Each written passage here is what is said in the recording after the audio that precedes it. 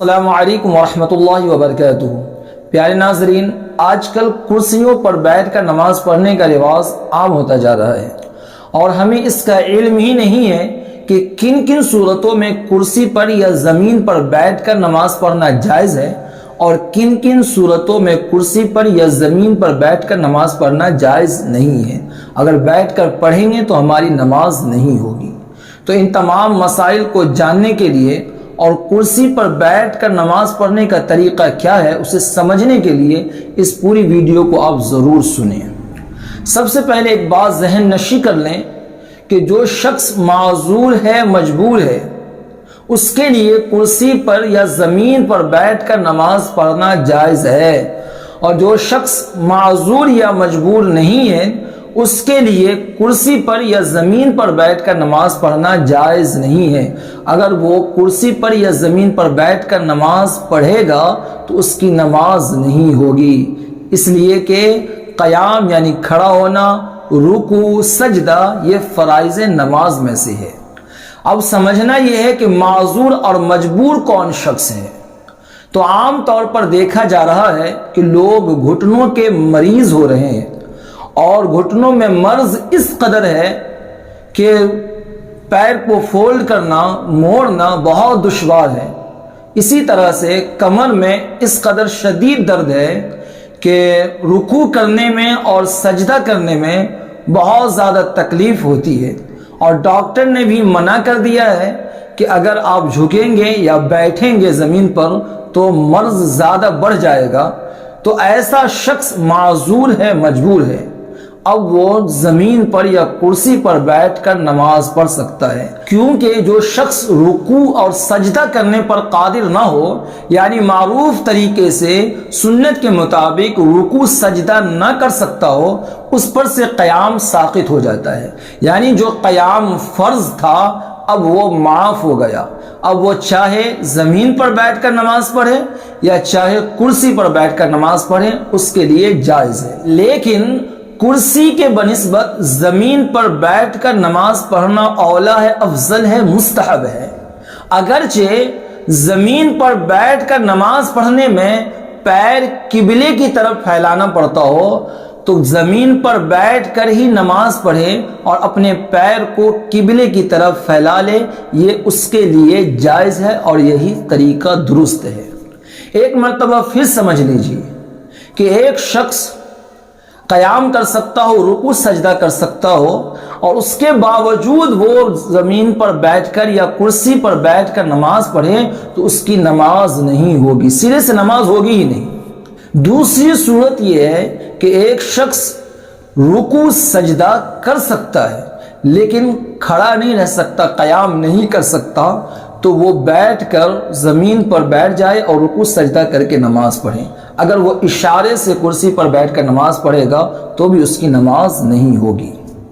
تیسری صورت یہ ہے کہ ایک شخص کھڑا رہ سکتا ہے، کیونکہ وہ چل کر مسجد آیا ہے، چل کر جا رہا ہے، کھڑے ہو کر مسجد کے باہر باتیں کر رہا تھا، تو کھڑا رہ سکتا ہے لیکن رکوع سجدہ نہیں کر سکتا۔ تو جب وہ رکوع سجدہ کرنے پر قادر نہیں ہے تو اس کے لیے قیام ساقط ہو جاتا ہے۔ اب وہ بیٹھ کر نماز پڑھ سکتا ہے، چاہے وہ کرسی پر بیٹھ کر نماز پڑھے یا چاہے زمین پر بیٹھ کر نماز پڑھے۔ لیکن میں نے پہلے ہی عرض کیا تھا کہ کرسی کے بنسبت زمین پر بیٹھ کر نماز پڑھنا یہ زیادہ افضل اور مستحب ہے۔ اور یہ جو حکم آیا ہے نا کہ اتنی طاقت ہو کہ وہ کھڑے رہ کر کے اللہ اکبر کہہ سکتا ہے تو وہ کھڑا ہو جائے اور پھر اللہ اکبر کہے اور پھر بیٹھ جائے، یا ٹیک لگا کر یا کسی چیز کے سہارے سے کھڑا ہو سکتا ہے تو وہ کھڑا ہو جائے اور جتنی دیر تک ممکن ہو وہ کھڑا رہے، پھر بیٹھ کر کے پوری نماز ادا کرے۔ یہ حکم اس کے لیے ہے جو صحیح طریقے سے رکوع سجدہ کر سکتا ہے اور تھوڑی سی طاقت ہے کہ وہ کھڑا بھی رہ سکتا ہے۔ تو جتنی طاقت ہے، جتنا دیر ممکن ہے اس سے کھڑا رہنا، وہ کھڑا رہے اور پھر اس کے بعد بیٹھ کر کے پوری نماز ادا کر لے۔ لیکن جو رکوع سجدہ کرنے پر قادر نہیں ہے اس کے لیے قیام تو ساقط ہو گیا، قیام ختم ہو گیا ہے، تو اب وہ شروع سے ہی بیٹھ کر کے نماز ادا کر سکتا ہے۔ ہم لوگ کبھی کبھی تنقید کرتے ہیں کہ فلاں آدمی مسجد کے باہر گھنٹوں گھنٹہ کھڑا رہتا ہے، یہ تو بازار میں گھومتا پھرتا ہے، یہ تو اپنے گھر سے چل کر کے آیا ہے، لیکن مسجد میں آ کر کے کرسی پر بیٹھ کے نماز ادا کر رہا ہے یا زمین پر بیٹھ کے نماز ادا کر رہا ہے، تو تنقید کرنے سے پہلے میرے بھائی تحقیق کر لیجئے کہ آپ کی یہ تنقید کرنا درست ہے یا نہیں درست ہے۔ پہلے ہم خود سیکھیں مسائل اور پھر لوگوں کو بتائیں۔ اللہ رب العزت ہمیں توفیق عطا فرمائے۔ اب آئیے ہم جانتے ہیں کہ کرسی پر بیٹھ کر نماز پڑھنے کا طریقہ کیا ہے۔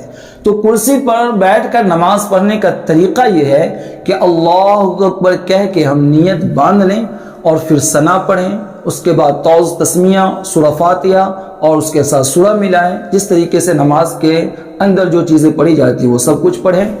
اس کے بعد جب ہم رکوع کریں گے تو اس طریقے سے رکوع کریں، تھوڑا سا سر کے اشارے سے ہم رکوع کریں گے، سبحان ربی العظیم، سبحان ربی العظیم، سبحان ربی العظیم، سمیع اللہ لمن حمدہ، اور پھر سجدے کے لیے اشارہ کرنا ہے تو رکوع سے تھوڑا زیادہ، اللہ اکبر، سبحان ربی العالی، سبحان ربی العالی، سبحان ربی العالی۔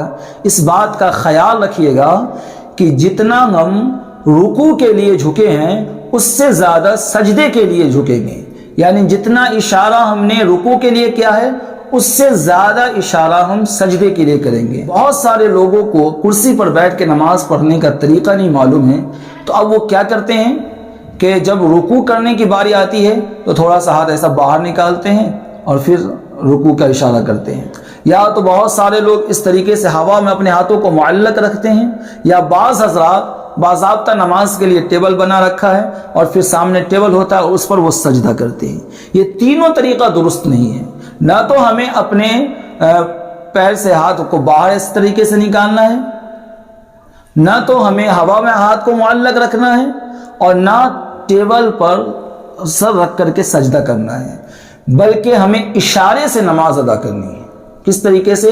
اشارے سے، جس طریقے سے میں نے بتایا کہ رکوع کے لیے اس طرح اشارہ کریں گے اور سجدے کے لیے تھوڑا سا اور جھک جائیں گے، وہ سجدے کا اشارہ ہو جائے گا۔ یہ طریقہ ہے کرسی پر بیٹھ کر نماز ادا کرنے کا۔ امید کرتا ہوں کہ یہ ساری باتیں آپ کو سمجھ میں آ گئی ہوں گی۔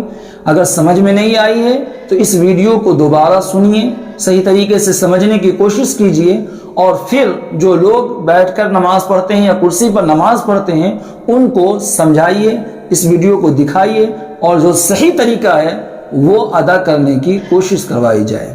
اللہ تعالیٰ سے دعا ہے اللہ تعالیٰ ہمیں علم دین سیکھنے اور سکھانے کی توفیق عطا فرمائے۔